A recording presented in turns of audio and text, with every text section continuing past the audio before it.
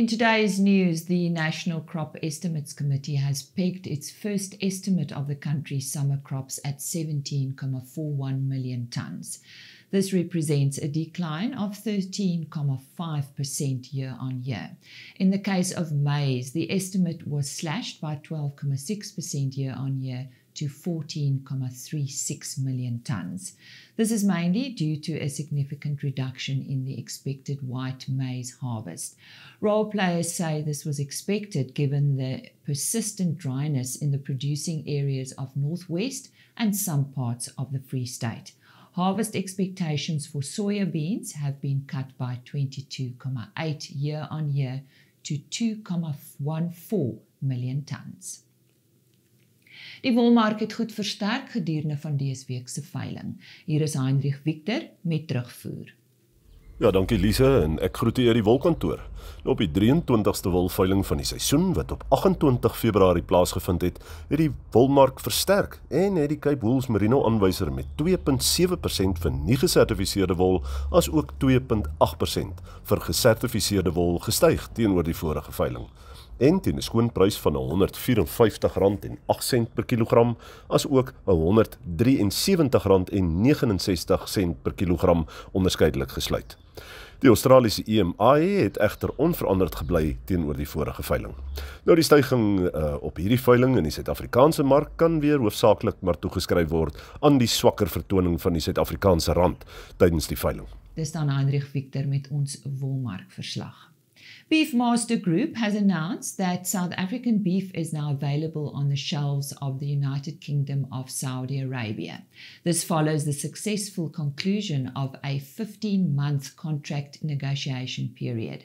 According to Gert Blignout, CEO of Beefmaster Group, only 4% of South Africa's beef is currently being exported. He says increasing this to even between 7 and 8% would be very beneficial for the agricultural industry. It is envisaged that the Saudi market can accomplish this for the South African beef industry. And total South African agricultural exports have reached a new record of $13.2 billion in 2023. This shows a growth of 3% from the previous year, according to data from TradeMap. The products that dominated the export lists were citrus, maize, apples, pears, nuts, wine, soya beans, sugar, wool, grapes, berries, avocados, and fruit juices. According to Wandile Sihlobo of Agbiz, this improved export activity was a function of better volumes and prices. Pricing developments over the year were significantly more varied than the average data suggests. While fruit prices rose, grains and oilseed prices declined notably from 2022 levels. An advisory on the movement of horses has been announced in the Grahamstown State Veterinary Area. This follows the outbreak of African horse sickness on 7 properties in the area, with 1 fatality and several morbidities. Authorities have recommended that no equid, which includes horses and donkeys, may be moved inside or out of the Claremont, Port Alfred, Bathurst, Alexandria, Seven Fountains, Grahamstown and surrounding area until further notice. This includes the hosting of shows in these areas. And that is today's news. Come in, Fortuna. Some rough terrain coming up. Engage 4x4. Roger that. Engaged.